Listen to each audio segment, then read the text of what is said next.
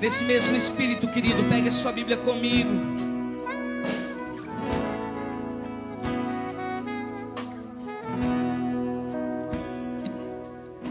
E abra comigo no Evangelho de Mateus, no capítulo 8. Evangelho de Mateus, no capítulo 8.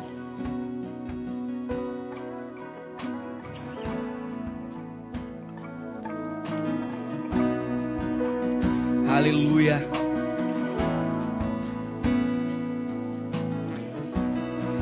Se você achou, levante sua mão. Vamos ler então, queridos.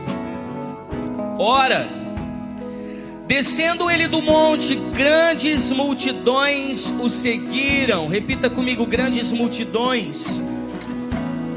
E eis que um leproso, tendo se aproximado, o adorou. Repita comigo: adoração. Dizendo: Senhor, se tu quiseres, tu podes me purificar. E Jesus, estendendo a sua mão, tocou-lhe, dizendo: quero, fique limpo. E imediatamente ele ficou limpo da sua lepra. E disse-lhe então Jesus: olha, não digas a ninguém, mas vai e mostra-te ao sacerdote, a fazer a oferta que Moisés ordenou para servir de testemunho a todo o povo. Curve sua cabeça. Senhor, nesta noite nós estamos diante da maior e melhor prova de amor já existente em toda a história da humanidade, que é o teu sacrifício pelas nossas vidas. Nós clamamos pelo teu Espírito que convence o pecador do pecado, da justiça e do juízo, que nos leve a compreender a nossa verdadeira condição. Nós pedimos, Senhor, que o Senhor nos leve a esse lugar, para que nós possamos entregar o nosso coração a Ti. Em nome do Senhor Jesus, nós pedimos que todo pensamento seja levado cativo agora à obediência de Cristo, e que os inimigos de Deus eles sejam envergonhados e confundidos, e que se prostrem diante da cruz. Nós queremos levantar aqui, Senhor, um altar de adoração ao Teu nome, em nome de Jesus Cristo. Amém? Vamos ao seu lugar, bem à vontade. Isto. Aleluia.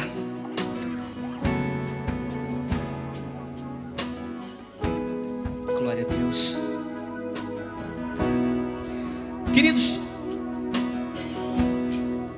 a primeira frase que me chama a atenção nesse texto, ele está justamente no início do versículo 1 do capítulo 8, que diz assim: ora, descendo ele do monte.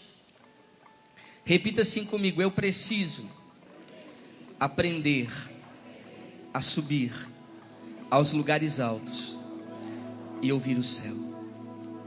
Queridos, nosso grande problema é que nós nos afastamos dos lugares altos. Se Jesus estava descendo essa montanha, obviamente porque em algum momento ele havia subido.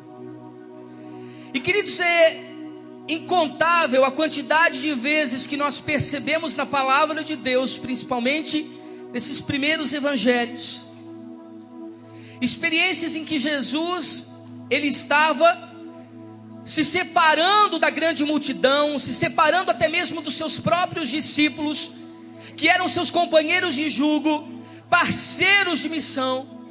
E algumas vezes ele deixava esses homens aos pés do monte e subia solitário, sozinho, se retirando, se excluindo da grande multidão para ouvir a Deus.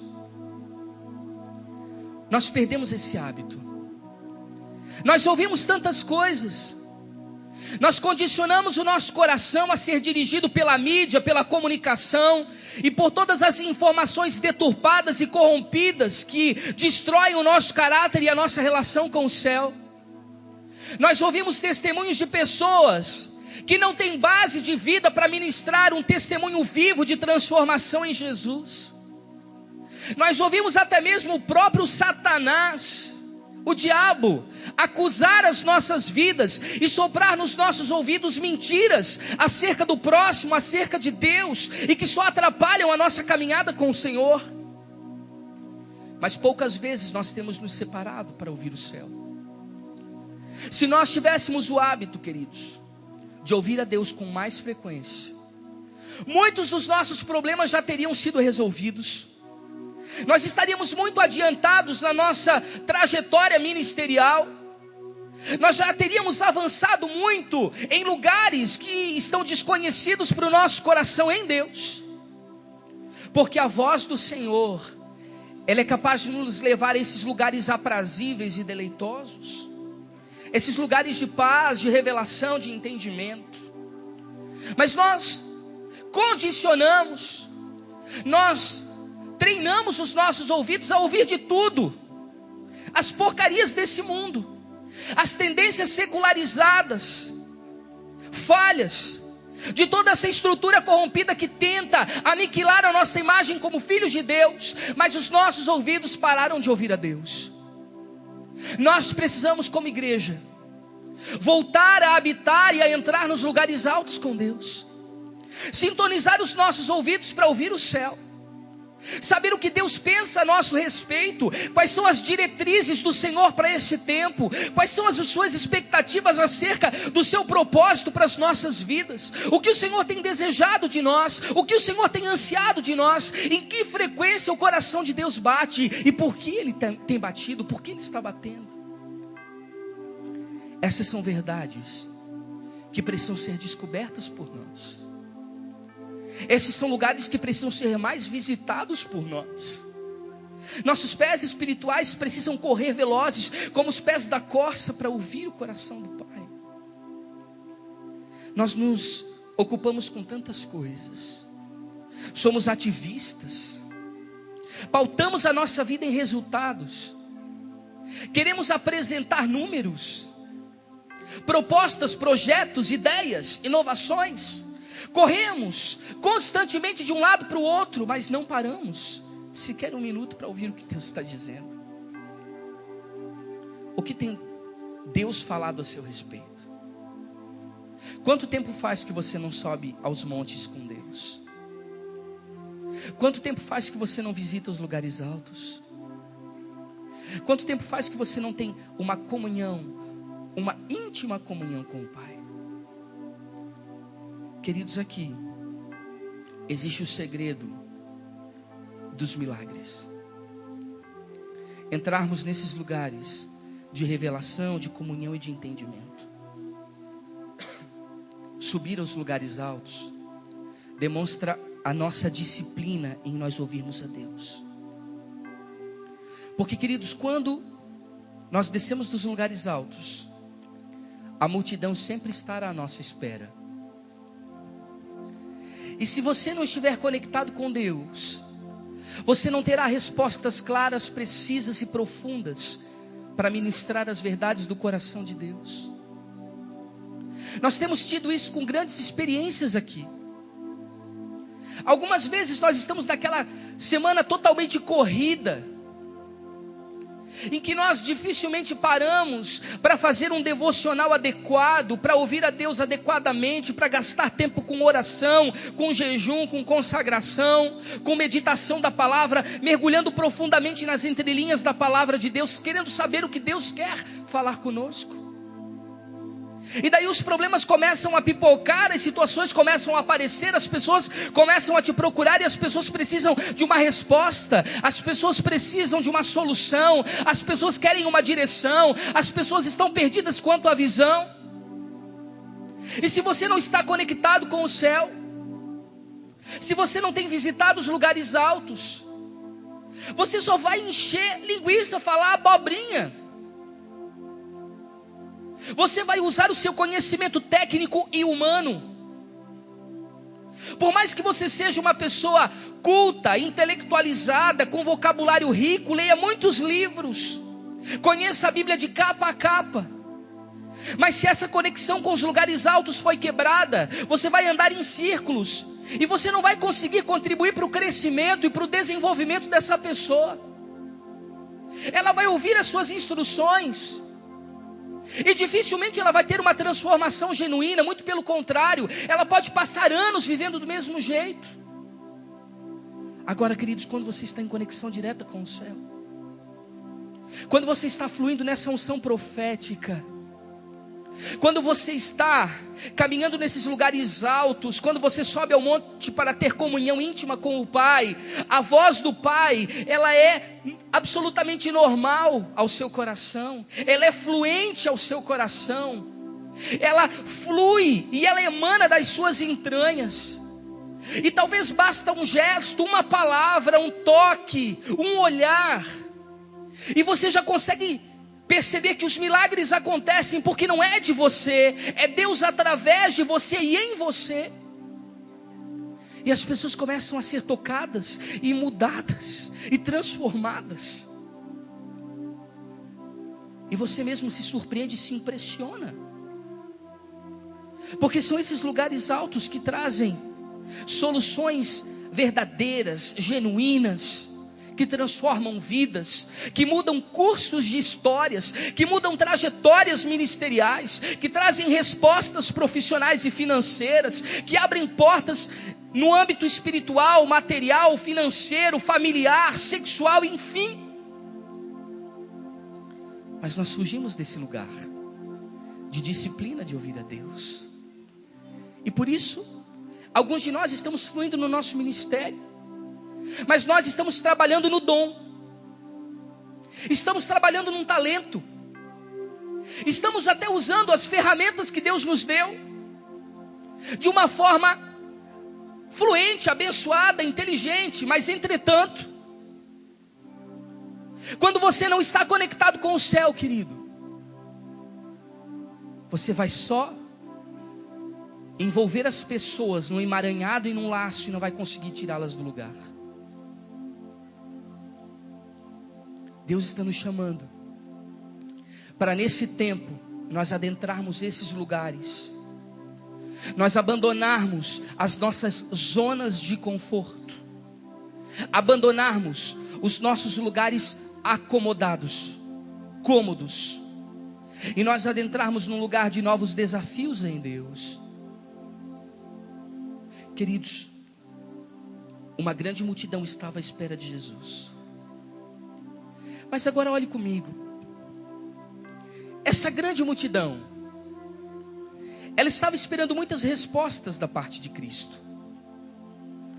Assim como nós vimos muitos movimentos evangélicos hoje, em todo o Brasil e fora dele, arrastando multidões e multidões de pessoas, hedonistas, viciados no prazer, pessoas que só pensam em si mesmas, no seu umbigo, que são preocupadas com as suas ambições humanas e pessoais, com a sua qualidade de vida, que estão enchendo os bancos das igrejas, preocupados em trocar o carro todo ano, em comprar uma nova casa, em aumentar a conta bancária, em se vestir bem, morar bem, negociam e barganham com o céu, como se Jesus fosse um banco. E essa grande multidão, ela está interessada muito mais naquilo que Jesus pode fazer do que no coração dele. Multidões que não estão interessadas em adorar, multidões que não estão interessadas numa transformação, multidões que não estão interessadas num comprometimento maior com o reino de Deus, multidões que buscam respostas para si mesmos, mas nunca buscam ajuda e auxílio ao próximo, não se preocupam com os irmãos que estão ao seu lado, multidões que só pensam nos seus problemas, em como eles vão resolver as suas mazelas, enquanto eles estão cheios de tantos dons, talentos, recursos, tempo, tantas coisas que Deus deu que podem ser usadas para servir o próximo, para transformar vidas, para fazer com que a obra de Deus ela cresça, ela desenvolva, para que fazer com que o reino de Deus se expanda, seja estruturado, seja desenvolvido, mas não. Essas pessoas dessa grande multidão, elas estão preocupadas em que os seus milagres aconteçam. Eles querem os sinais, eles não querem o coração de Jesus. Mas existia entre eles um leproso, e esse leproso o adora. E um homem que era reconhecido pela sua doença, um homem marginalizado, um homem rejeitado, um homem que talvez não deveria nem estar no meio daquela grande multidão, mas aquele homem se destaca no meio de tantas pessoas que buscam sem foco, que buscam a Deus com as suas expectativas pessoais, mas não na ótica de Deus, que não estão nem um pouco preocupadas naquilo que Deus pensa a seu respeito. Teve um leproso que adorou a Jesus de verdade e conseguiu mover o seu coração de íntima compaixão. Será que um leproso pode adorar a Deus? Certa feita, um amigo nosso, lá de Belo Horizonte, veio aqui ministrar na nossa igreja. E ele falava sobre os nossos preconceitos como igreja. E ele disse: quantos de vocês acreditam que uma prostituta pode ser salva e redimida pelo poder do Evangelho? Levantem sua mão. Quantas pessoas acreditam que essa prostituta ela pode se transformar numa mulher de Deus, profeta, usada nas mãos do Pai, que conhece a palavra de Deus, uma mulher ungida, realmente em conexão com o Espírito Santo, cheia de poder e de ousadia, uma mulher realmente que vá cumprir com todos os pré-requisitos de uma mulher segundo o coração de Deus? Levanta a mão. Mas se essa mulher ex-prostituta, ela resolve casar com seu filho e entrar na sua família, como é que você vai recebê-la com todo o seu histórico de vida? Talvez, pastor, não é esse estilo de esposa que eu esperava para o meu filho. Queridos, infelizmente, nós ainda temos a concepção engessada e falida de que um leproso não pode adorar a Jesus de verdade. Porque nós temos um tribunal estruturado dentro do nosso coração em que nós decidimos quem pode adorar a Jesus e quem não pode adorar a Jesus, quem tem direito às bênçãos e quem não tem direito à bênção. Esse pode, aquele não, esse deve, esse não. E nós apontamos e julgamos e decidimos, e algumas vezes fechamos as portas do céu para que essas pessoas elas não tenham acesso. Porque nós somos preconceituosos. No lugar em que nós deveríamos ser inclusivos, receptivos, nós acabamos de orar isso. Todos pecaram e destituídos foram da glória de Deus, não há um justo sequer. Queridos, todos nós fomos nivelados debaixo do sangue de Jesus. Necessitamos e somos carentes do sacrifício da cruz. Portanto, a igreja é um lugar, sim, em que as prostitutas, elas dançam com as virgens, em que os homossexuais se tornam bons e sérios pais de família. Um lugar em que aquele que roubava, aquele que trapaceava, aquele que corrompia, hoje é um empresário honroso e que tributa aquilo que é de direito e abençoa a obra de Deus. Igreja é isso. Se você veio para a igreja achando que você vai encontrar um lugar de pessoas perfeitas, você está no endereço errado. Nós não somos um baile de máscaras, em que nós construímos uma aparência religiosa, e eu costumo sempre dizer isso, com um gel no cabelo, uma Bíblia no sovaco, cantando meia dúzia de palavras no hino, já se torna uma bênção. Aqui em cima mesmo é uma vitrine, todo mundo fica bonito.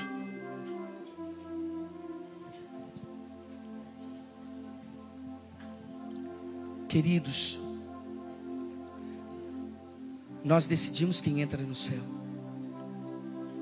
Nós decidimos quem pode ser perdoado por Deus. Nós estamos muito longe de entender o que é compaixão. Estamos muito aquém de entender o que é misericórdia. Nós rotulamos as pessoas. Nós tratamos as pessoas pelo que elas praticaram, pelo que elas fizeram, pelo que elas foram, e nem por aquilo que elas estão em Deus. Eu penso, tem algo que é um absurdo. Eu já ouvi crente, irmão, dentro da igreja dizer: visse quem está aí? Aí o outro disse: quem? O fulano. Fazia um monte de coisa errada, agora está aqui pagando de santo com a Bíblia debaixo do braço, no sovaco.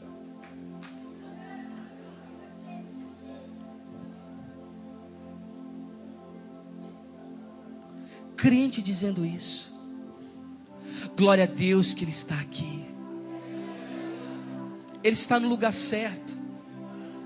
Ele veio no lugar correto para alinhar sua vida com o céu, para mudar de vida, para ter a sua trajetória de vida transformada, para ser redimido pelo poder da cruz, para ser salvo pelo poder do Evangelho, para ser transformado pela ação do Espírito Santo, para que daqui a alguns anos você olhe para Ele e você nem lembre mais do que Ele praticou, porque você vai ver o caráter de Cristo impresso nesse camarada.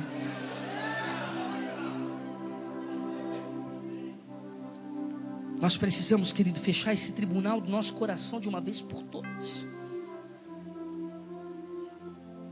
Porque nós começamos a olhar muito para os outros e paramos de olhar para nós. Os erros e os defeitos das pessoas gritam. E é muito fácil levantar o nariz empinado, um olhar altivo, e levantar o dedo e botar no rosto das pessoas e acusá-las dos seus defeitos, das suas imperfeições, achando que nós somos os donos da virtude, que nós somos as pessoas com mais qualidade. Não, querido, o mesmo Jesus que morreu por ele, morreu por você, morreu por mim. A mesma misericórdia que me salvou, e olha que eu dei trabalho para Deus, irmão, tenho dado a cada dia. Se tem um cara que deu trabalho para Jesus e tem dado trabalho para o Espírito Santo até hoje, sou eu. E eu quero que Deus permita que eu jamais saia dessa condição de reconhecer quem eu sou, da minha miserabilidade. Porque o dia que eu achar que eu sou alguma coisa, que eu posso alguma coisa, eu não preciso mais do sacrifício da cruz nem do sangue de Jesus. Eu vou embora porque eu já estou salvo. Se um dia eu estiver pregando e eu sumir, pode contar que eu fui arrebatado. Será que, como é que está o nosso coração em relação a isso? Como você tem olhado para as outras pessoas? Melhor, como é que você tem olhado para você mesmo? Você se acha a última negresco do pacote, né? Queridos, como que uma pessoa num quadro tão profundo de dores poderia expressar adoração? Eu não sei se você já teve essa experiência, mas quando você tem um encontro com você mesmo, quando o Espírito Santo coloca um espelho diante de você, e você não apenas se convence, mas você tem a nítida impressão, a clareza, a revelação de quem você é. E você reconhece suas imperfeições, suas limitações, sua indignidade, seu imerecimento. Aí você olha para você mesmo e você diz: meu Deus, como é que um cara como eu consegue adorar? Como é, queridos, aí reside a principal revelação do Evangelho, que se chama a graça. Quando você consegue ter um encontro com essas características terríveis a seu respeito, você começa a entender o grande amor de Deus. Você diz: Jesus, o Senhor me amava muito mesmo, para morrer por alguém assim, só o Senhor mesmo. Porque, querido, ninguém te conhece como você se conhece. Vamos combinar. Você sabe do que eu estou falando. Às vezes a gente paga de bacana para todo mundo, mas só Deus sabe onde o calo aperta. E é nesse lugar que Deus quer mexer. Agora o leproso, ele era o camarada cheio de doenças por dentro e por fora. Por fora ele tinha as suas chagas, a enfermidade, a sua carne em estado de putrefação, de deteriorização. Agora por dentro existiam as principais feridas. Porque eram feridas da rejeição,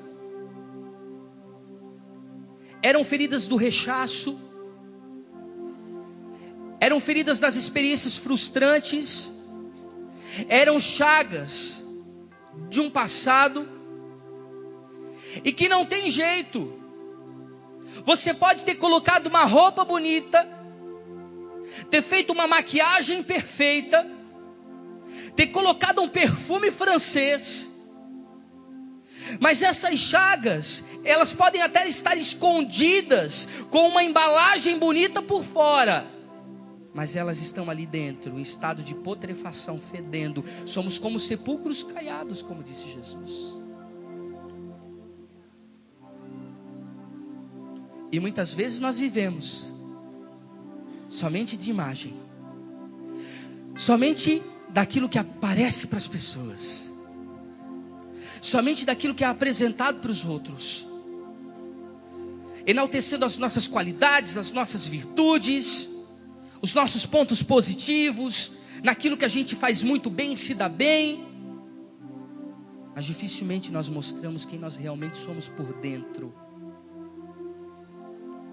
aonde nós sentimos dores terríveis, aonde nós choramos amargamente às escondidas, aonde nós sofremos, somos tentados, provados, aonde são as nossas lutas interiores.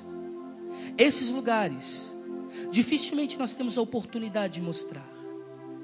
Queridos, uma situação para um leproso era uma situação abominável de vida.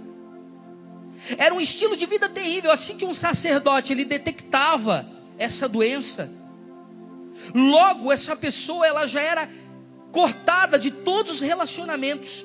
A primeira coisa que era feita é que o leproso ele era afastado do convívio social, ou seja, dos relacionamentos. Talvez você tenha dado tanto trabalho para a sua família, você tenha dado tanto trabalho no ambiente profissional, você tenha dado tanto trabalho no ministério em que você atuou, que ninguém mais te suporta, só Jesus para te aguentar. E a sua lepra te condicionou a viver aonde? Longe do convívio normal com as pessoas. As pessoas já não aturam, já não aguentam mais. Está fedendo. E essas pessoas elas saem do convívio social. Elas são despejadas para o lado de fora da cidade. Você sabe o que profeticamente representa você sair da cidade? Você ser colocado para o lado de fora da cidade? Isso significa que você perde seus direitos. Muitos de nós estamos vivendo como leprosos, sofrendo injustiças, perseguições, calúnias, decepções com pessoas que amávamos, traições com pessoas que confiávamos. Estamos enxergando a vida assim como ela é. E chegamos na igreja, talvez cansados de toda uma vida de rejeição, de incômodos, de problemas relacionais. E quando caímos aqui dentro, achamos que tudo vai ser diferente. Aí é que a coisa entorta. Porque nós encontramos pessoas em estado mais crítico, em situação pior do que a nossa. E todas elas tentando se abraçar e dizer: eu te amo no amor de Jesus, quero que valorize o que você tem. E caminhando nós vamos para Canaã, sendo que está todo mundo machucado, está todo mundo ferido. E assim como você tem sido ofendido, você também ofende. Assim como você tem maltratado as pessoas também te maltratam. Mas é nessa moinha do seu caráter que Deus está te forjando. São nessas experiências que Deus está te tratando. É ali que Ele está fazendo você melhor, para que todas essas infecções interiores, essas chagas na sua alma, elas sejam tratadas, curadas, colocadas para fora, expostas. São situações que Deus está colocando. Considere essas pessoas que têm te perseguido, que têm te traído, que têm te decepcionado, como ferramentas na mão do Espírito Santo para te tratar, para te fazer melhor, para que o caráter de Cristo ele seja forjado em você. Mas não. Nós nos esquecemos do versículo que diz que a nossa luta, ela não é contra a carne e contra o sangue, ela é contra principados e potestades. Está no âmbito espiritual, não são com as pessoas, é o que tem agido nelas. Mas então eu fico me degladiando com os meus irmãos, eu fico batendo boca, eu fico competindo, fazendo jogo de braço, me impondo, achando que o problema é ele, está nele, e paro de olhar que o problema está em mim. São nas minhas reações, é como eu tenho respondido aquilo que tem feito comigo. Eu perdi qualquer nível de tolerância, de paciência em aguentar qualquer coisa, e me declaro como alguém maduro, como alguém que já alcançou um excelente nível em Deus, que tem anos de trajetória no Evangelho, quando na verdade eu precisaria reconhecer que eu ainda estou aprendendo, e que eu ainda estou crescendo. Queridos, essa pessoa era inclusive lançada fora do seu ciclo relacional, e ela sabe onde é que ela ia viver? Com pessoas no mesmo estado clínico do que ela. Eles eram afastados para o lado de fora da cidade para morar e habitar em cavernas, nos lugares em que lá também existiam alguns leprosos.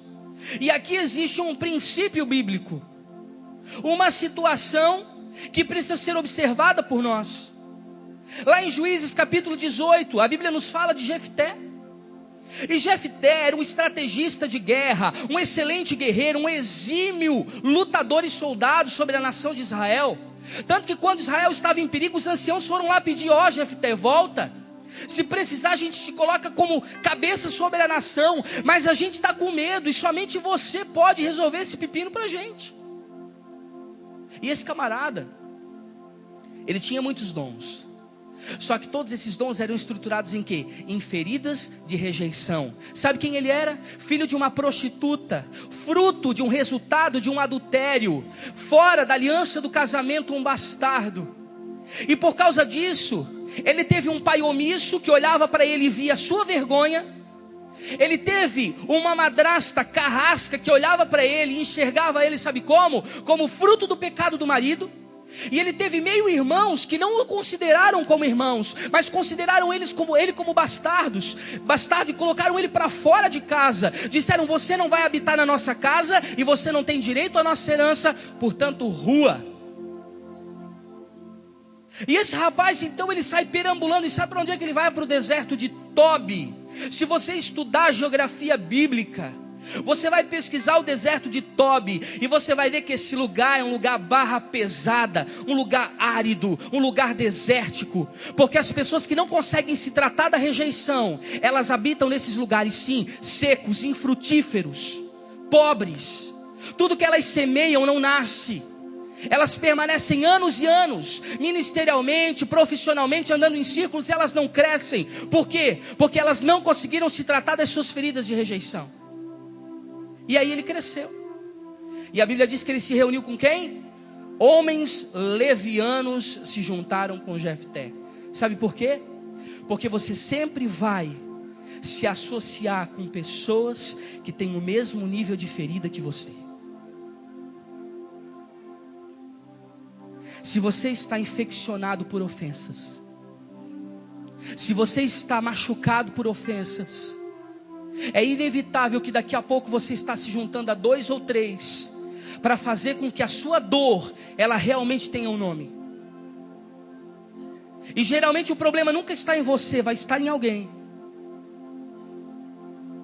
Nós nos juntamos, nós nos unimos pelas nossas feridas, e aí fica uma beleza. Mas deixa eu dizer uma coisa para você, queridos: ovelha não cura ovelha. Uma ovelha pode até lamber a ferida da outra ovelha, mas quem coloca no colo e cura é o pastor.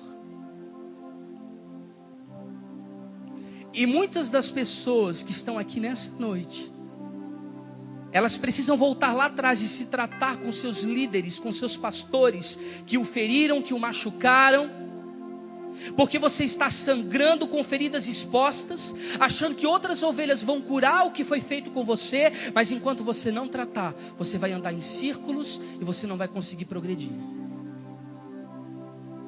Porque um dia você foi rejeitado, hoje ninguém pode falar nada para você, porque dói ali, você se tornou alguém melindroso. Deus, Ele está apertando o cerco. Ele está afunilando, pastor Juscelio, esse momento da igreja.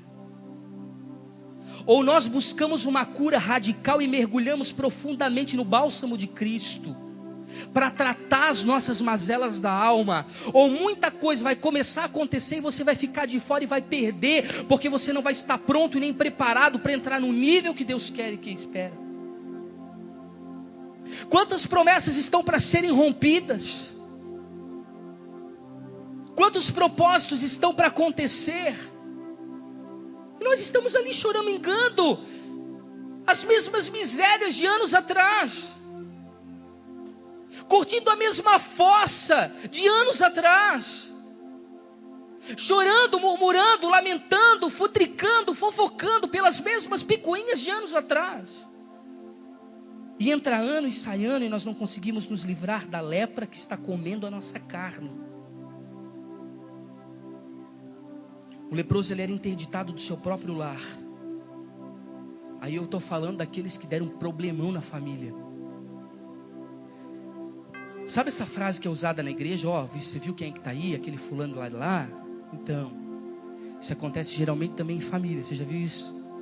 Isso deu problema, incomodou uma beirada. Agora está lá, vamos ver se dá um jeito.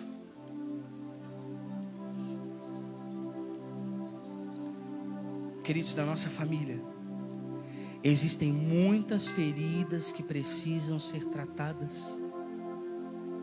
E não adianta você achar que por uma frequência em cultos, mãozinhas levantadas durante o louvor, entregar o seu dízimo, dar a sua oferta, participar de um ministério, vai estar tudo resolvido se você não resolver lá em casa.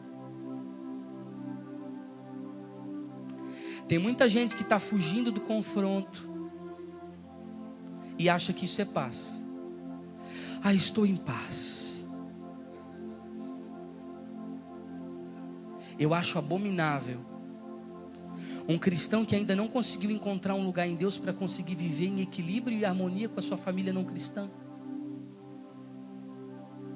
É muito comum as pessoas que não são crentes, que são ímpios, que não servem a Jesus, terem um nível de tolerância para se relacionar conosco, enquanto nós, que temos a palavra da salvação, temos o Espírito Santo, nascemos de novo através da cruz, ouvimos a palavra de Deus sendo ministrada todos os domingos, somos discipulados, nós não criamos ainda uma habilidade para lidar com esse tipo de situação.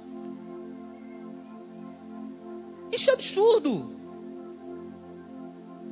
E o problema é eles. Ah, porque são ímpios. Não, o problema é você, que é crente e ainda não aprendeu a lidar com a situação. Queridos, nós precisamos parar de transferir as culpas. E daí esse camarada, quando tinha que entrar na cidade, você já sabe, né? Acho que você já deve ter lido isso. Então quando ele entrava na cidade, ele baixava a sua cabeça, ele colocava a mão sobre a sua boca e ele gritava para todo mundo ouvir: imundo, imundo, imundo, imundo, imundo, imundo. Um crente fazer isso? Jamais. Nós somos muito apegados à nossa reputação.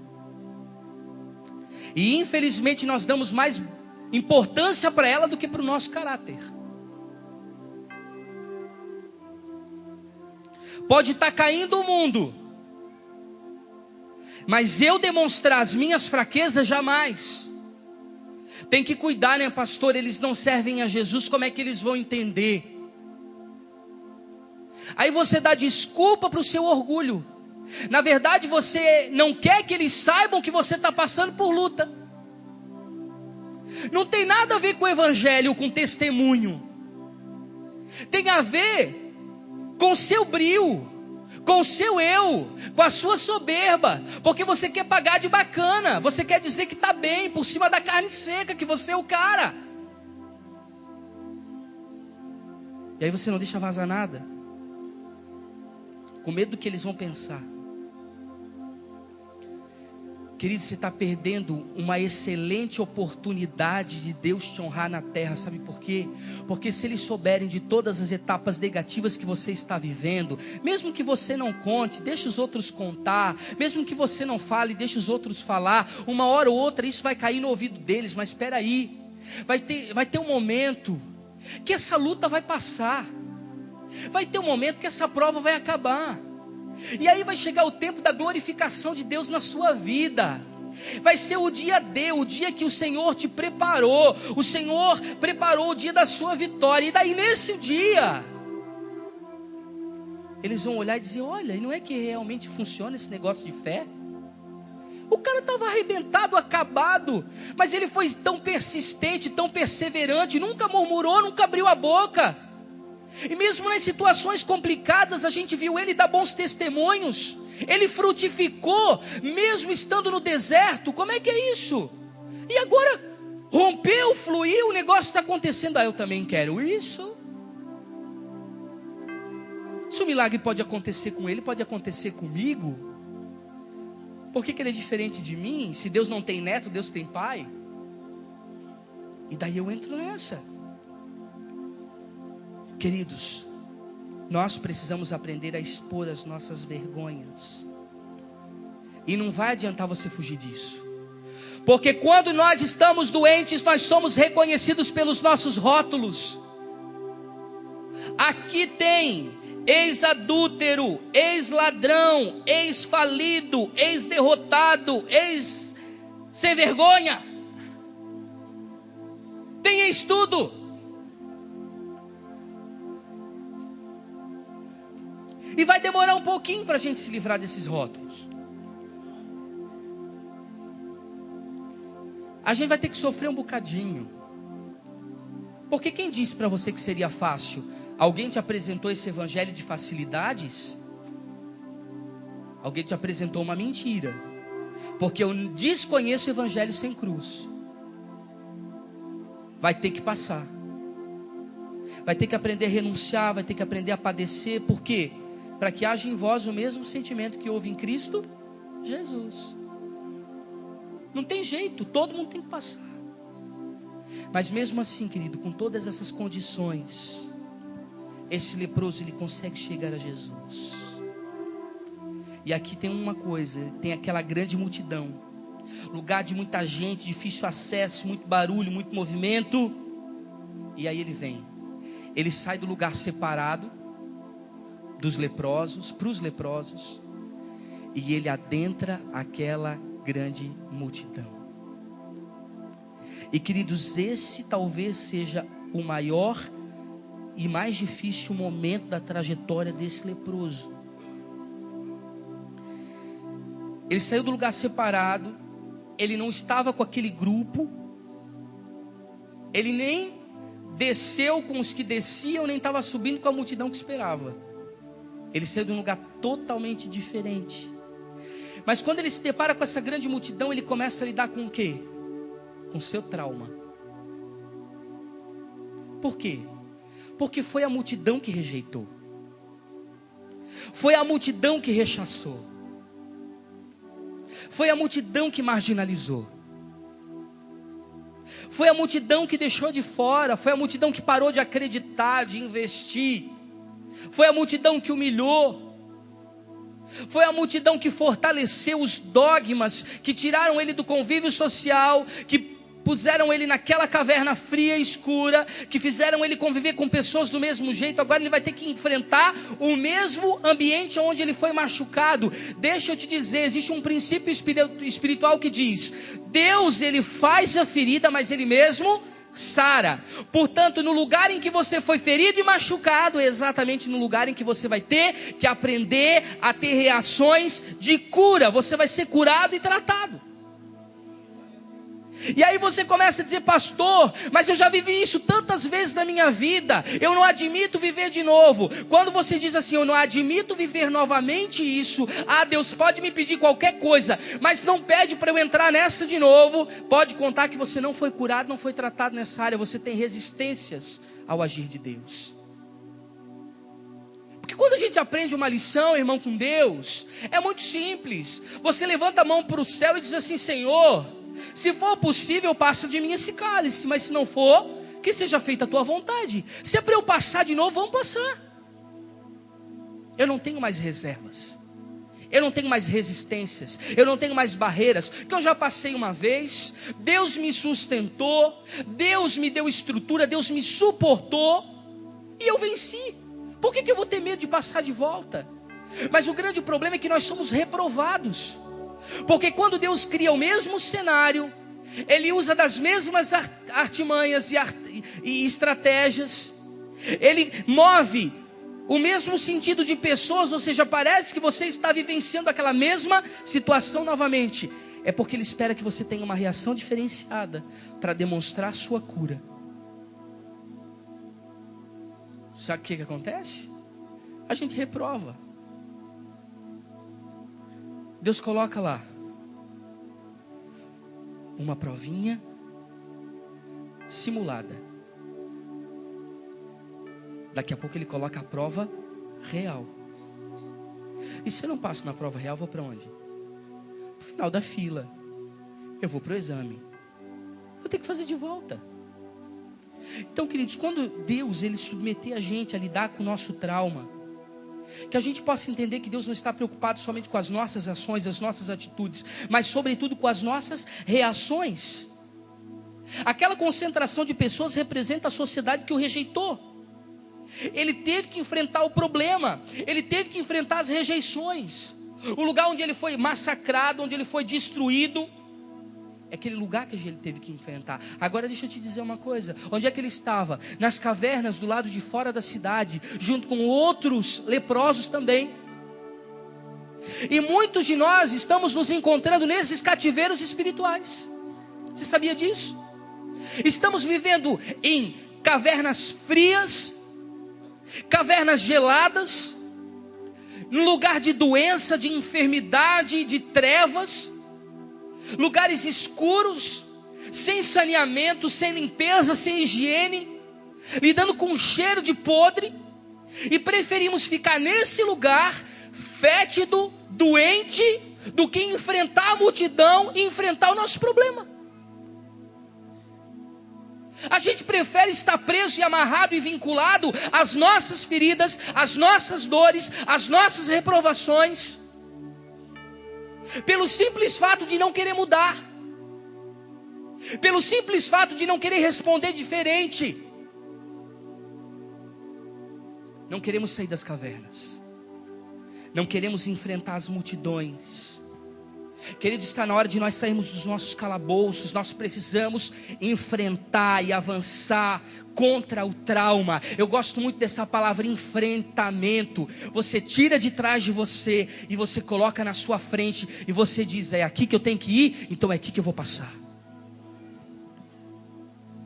Você levanta a cabeça e você vai.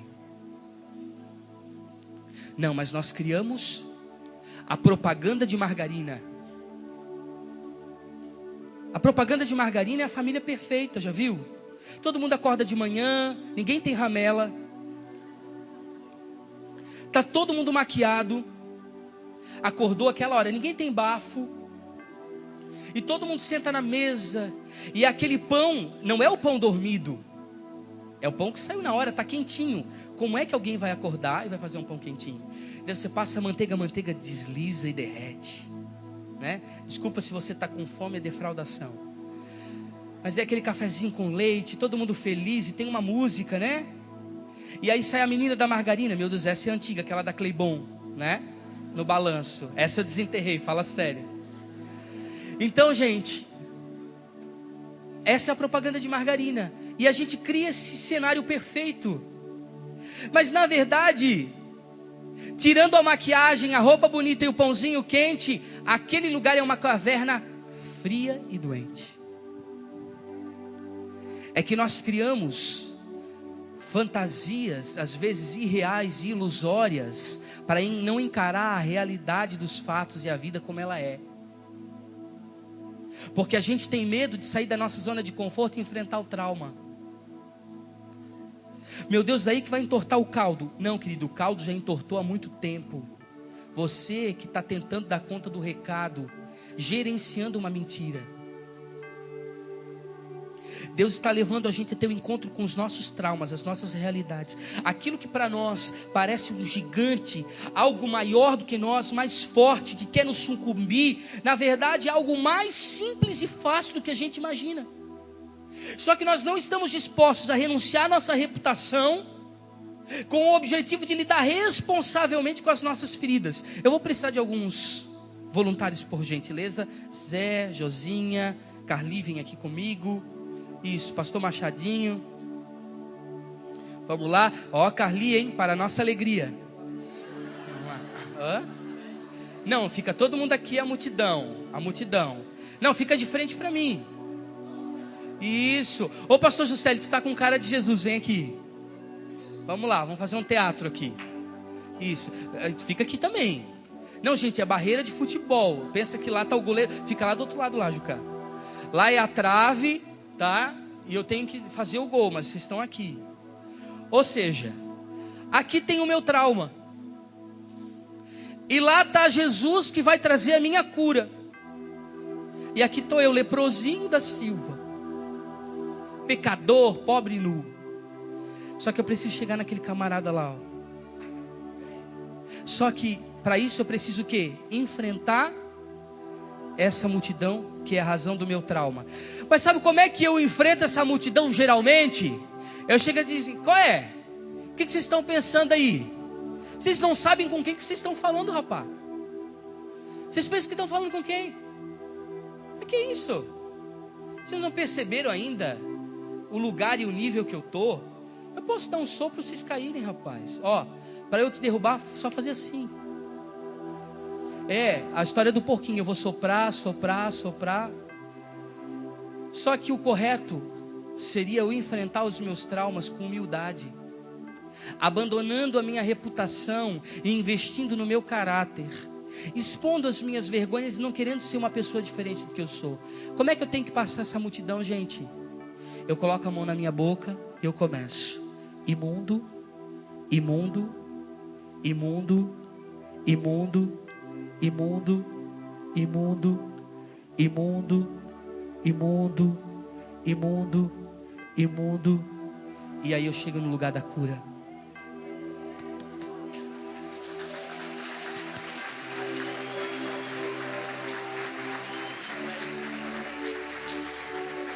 Palmas novamente para os nossos artistas. Por favor. Gente, depois autógrafos. Mas deixa eu explicar uma coisinha para vocês aqui. Simples. Só que a gente quer complicar. Nós queremos nos impor. Nós queremos fazer valer a nossa palavra. A gente não vai para pedir perdão, a gente vai para ter razão. A gente sempre quer chegar por cima. Ninguém aqui desce do salto, meu irmão. Nós somos humanos. Nós sempre vamos ter situações de confronto. Eu sempre vou ter que lidar com as raízes do meu trauma. Mas eu não posso parar ali. Porque se eu parasse nessa multidão, eu jamais seria curado. O meu objetivo não é parar aqui. O meu objetivo é chegar em Jesus. Só que o que tem acontecido com a gente? Cada vez que a gente chega diante das situações que nos afligem, que nos deixam para baixo, que nos deixam cabisbaixos, aonde para a faixa do CD, a gente volta para a caverna. A gente volta para o lugar da lepra. A gente volta para o lugar do cheiro ruim. E a gente não enfrenta. A gente não lida. A gente não, sabe, não avança. A gente está ali parado, amarrado, a coisa não rompe, não vai. Querido, quando você chega humilde, a multidão se abre. Você tem que entender uma coisa na sua vida: as rejeições, elas nunca acabam. Nunca acabam. O diabo é muito sutil. Ele é sem vergonha ao extremo. Ele sabe qual é o seu ponto fraco. Ele sabe como preparar cenários muito terríveis para te derrubar. E volta e meia na sua vida, quando você acha que está bem, que está tudo às mil maravilhas, o mar de rosa, está tudo caminhando redondinho, lá volta de novo a situação acontecer. As mesmas situações que te reprovaram, que te rejeitaram, que te feriram, que te ofenderam, que te machucaram. Aí o bobão, em vez de dizer, é de novo? Então tá. Senhor, como é que o Senhor quer que eu reaja dessa vez? O que o Senhor quer que eu diga? Como é que o Senhor quer que eu me posicione? Para onde é que eu vou? Para a palavra. Vai jejuar, orar, quebrantar. Vai matar essa carne desgraçada que não morre de jeito nenhum. Você vai aprender a lidar com o problema, meu irmão. Você vai passar ileso, porque a multidão vai abrir. Baixe esse nariz empinado. Como diz o pastor Luiz, baixa a bola. Para entrar naquilo que Deus tem. Primeira coisa que esse camarada teve que ter, repita comigo, atitude. Ele decide sair de onde ele está e enfrentar o problema. Não adianta você bater boca, tentar se defender, reagir, achando que isso é maturidade. Não, maturidade não é humilhação, mas é humildade. É lidar de uma forma mansa com as situações. Nós precisamos voltar ao lugar onde nós fomos rejeitados e resolver as nossas feridas. Nós precisamos enfrentar esses lugares. Novamente eu te digo, eu preciso encarar Jesus, mas eu preciso encarar Jesus com o espírito quebrantado, porque não há como encarar Jesus com arrogância e com orgulho. Pensa comigo, se eu chego diante dessa barreira toda, chutando todo mundo, brigando todo mundo, batendo boca com todo mundo, me achando o cara, me impondo, investindo na minha reputação, não exercitando o fruto do Espírito, não me conectando com o céu, com os lugares altos. Você acha que eu ia chegar em Jesus, Jesus ia me curar? O que tocou o coração de Jesus? A humildade desse homem, a coragem de ser humilde. Você sabe o que é isso? Que Deus exige mais coragem de você ao ser humilde do que exige coragem de você para bater boca e se impor. Precisa ser mais corajoso, audacioso, para ser um cara que cala no momento certo. Uma pessoa equilibrada, que demonstra saúde emocional, conexão no espírito, que não se deixa levar por padrões carnais, nem se move por feridas do passado, mas alguém que entende, não, eu fui curado por Jesus e agora eu vou ter uma reação diferente. Eu vou baixar minha cabeça, vou reconhecer que eu sou imundo e vou passar. Querido, a cura está aí. Mas o nosso eu, ele sempre tenta se esquivar e voltar para a caverna. E a segunda coisa foi que ele reconhece Jesus como Senhor. Diante de toda aquela multidão, ele reconhece Jesus como Senhor. Ele busca o governo de Jesus sobre a sua vida. A primeira coisa que esse camarada faz, o que é? Adorar. Eu falei isso ontem aqui. Nós já chegamos em Jesus pedindo. Às vezes nem pedindo, às vezes até ordenando, achando que Ele é um Deus manipulável e que eu sou o dono da situação, eu sou o soberano aqui. Eu esqueço que Ele é Senhor e eu sou servo. Eu esqueço que Ele é Pai e eu sou filho. Eu esqueço que Ele é rei e eu sou súdito da sua corte real. Porque não é como eu quero, é como Ele quer. Então aquele camarada ali, aquele leproso, ele pega e se prostra e ele adora Jesus. E daí ele diz assim: se tu quiseres, eu posso ser curado, eu posso ser limpo. Você sabe o que é isso? É alguém que diz o seguinte: Senhor, eu vim para a igreja porque meu casamento estava derrubado. E eu fiz muita coisa errada para contribuir para isso. E eu sei que agora é só um milagre mesmo. Mas eu estou aqui acreditando que isso é possível. Se tu quiseres, tu podes restaurar a minha aliança. Entretanto, eu vim aqui para te adorar. Mesmo que eu não tenha isso de volta, eu vou permanecer como um homem fiel à tua palavra e vivendo em santidade na tua presença. É a outra pessoa que chega aqui, depois de ter falido a sua empresa, e diz assim: Senhor, eu queria minha empresa de volta para abençoar teu reino. Só que, Senhor, se o Senhor quiser me dar de volta a empresa, eu sei que o Senhor pode, mas mesmo que o Senhor não me der de volta, eu estou aqui para te adorar.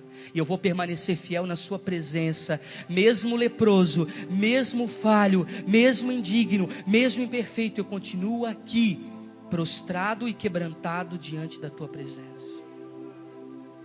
Senhor, eu preciso melhorar a minha condição financeira. Eu sei que o Senhor pode fazer um milagre e fazer que isso aconteça na minha vida.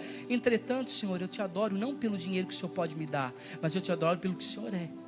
Mesmo que o Senhor não me dê o dinheiro que eu preciso, eu vou continuar aqui adorando, respondendo o teu propósito e vivendo segundo a tua vontade, porque eu estou aqui para te adorar. Isso, querido, moveu o coração de Jesus. Aí Jesus o que disse para esse leproso? Eu quero. E imediatamente aquele leproso ficou curado. Por quê? Porque ele viu naquele leproso o mesmo nível de coração que ele tinha. Será que Jesus pode encontrar em nós o mesmo nível do coração dele?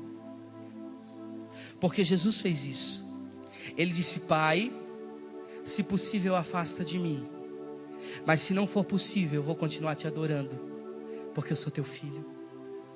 Eu vou permanecer na tua presença, mesmo que isso que eu estou te pedindo não aconteça. Eu continuo na tua presença e eu não vou desistir.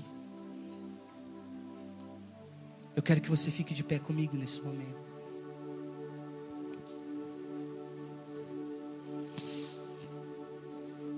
E eu quero que você feche os seus olhos nessa noite. Eu quero que você feche os seus olhos nessa noite. E eu quero que você coloque a mão sobre o seu coração, da onde a palavra de Deus nos diz que procedem as saídas da vida.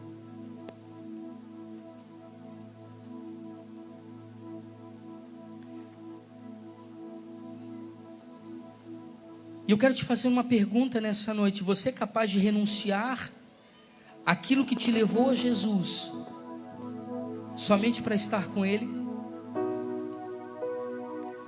Será que a presença de Jesus na sua vida, ela é maior e melhor e mais importante do que aquilo que você veio buscar? Será que adorar a Jesus para você é mais importante do que a sua cura? Porque a cura vai ser uma consequência da sua adoração.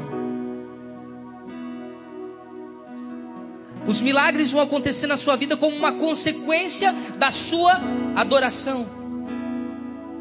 Será que você é capaz de chegar diante de Jesus totalmente desarmado,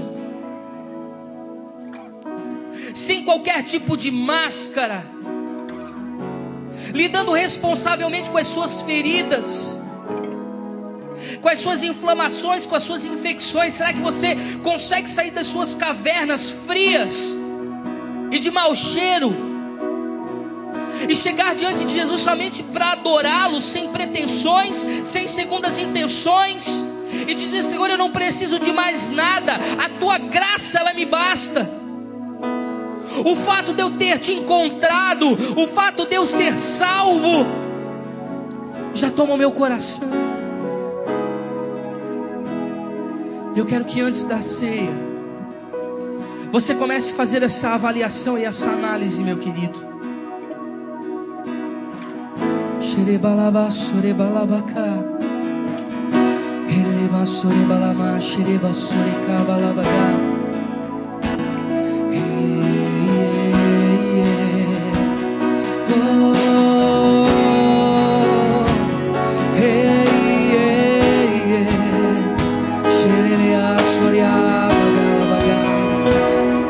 essa é uma noite de cura da lepra. Essa é uma noite de você lidar com seus traumas, com seus medos, com as suas frustrações, com tudo aquilo que tem te impedido de alcançar o coração de Jesus, aquilo que tem te impedido de avançar, de encontrar um lugar de repouso e de descanso na sua presença. Encare as situações que tem te paralisado com coragem, meu irmão. Seja humilde para reconhecer as suas limitações, as suas debilidades de caráter, as suas fraquezas. É impossível que nessa noite em que você tem um encontro com o corpo e com o sangue de Cristo, você saia daqui do mesmo jeito.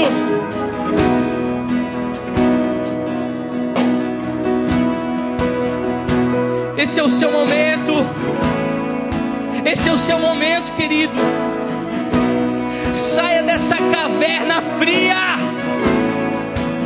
Saia desse lugar gelado, mal cheiroso. Saia desse lugar de sujeira, de iniquidade, de enfermidade na sua alma. Nessas cavernas do lado de fora da cidade, a sua cura está no lugar aonde você foi ferido. A sua restauração está no lugar aonde você foi machucado. Permita que o Espírito Santo traga à sua memória pessoas que você precisa consertar, atitudes que você precisa reconstruir, lugares que você precisa voltar.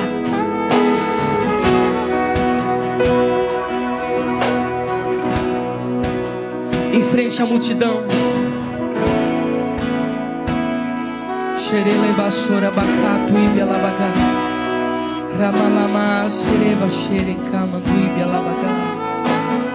eu gostaria de pedir que os obreiros que vão servir a ceia, eu quero chamar nessa noite aqui os pais e os filhos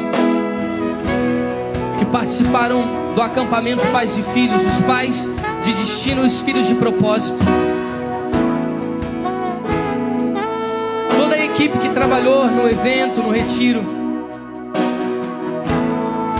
é da mão desses pais e desses filhos que nós vamos nos alimentar nessa noite. E isso indica, querido, que muitos dos seus traumas, eles estão ligados à sua família. Muitas das áreas que você não consegue lidar hoje, que Deus colocou você dentro de uma igreja para trabalhar com pessoas que têm o mesmo problema que o seu pai tinha, que a sua mãe tinha, que o seu contexto familiar tinha, é para te treinar e para te curar, e você está fugindo disso. E você diz: ah, isso não dá para mim, ah, isso não é para mim. Mas é justamente aí que Deus quer fazer a coisa acontecer. Pare de fugir. Não volte para as cavernas frias. Eu quero, querido, nesse momento que você feche os seus olhos e que nós tenhamos um tempo de adoração a Deus. Oh,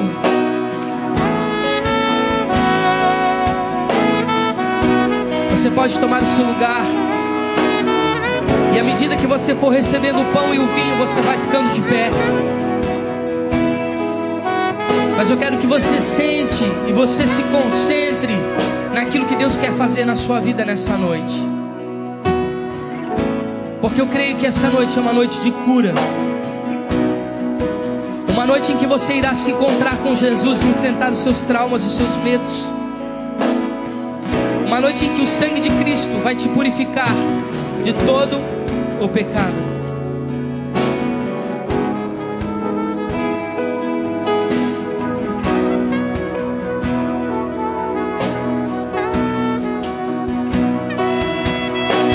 Gente, como eu gosto disso aqui, vocês não fazem ideia. Eu sou de um tempo em que aí na igreja só quem servia a ceia é quem era moralmente equipado para tal. Tinham anos e anos de bancos de igreja, eram consagrados, ungidos, semideuses, em funções espirituais dentro da hierarquia e do cargo. Querido, joga isso tudo no lixo. Isso é religião que fala. Aqui nós temos pessoas que aceitaram Jesus domingo e que estão te servindo. Aprenda a quebrar os seus padrões religiosos. Aprenda a torcer o seu nariz soberbo, aonde você desenhou padrões que não existem, que são totalmente antibíblicos, que foram engessados por homens. Você é capaz de aceitar o pão e o vinho da mão de leprosos, assim como você é leproso? De reconhecer a sua condição e de dizer: nós dois necessitamos de Deus.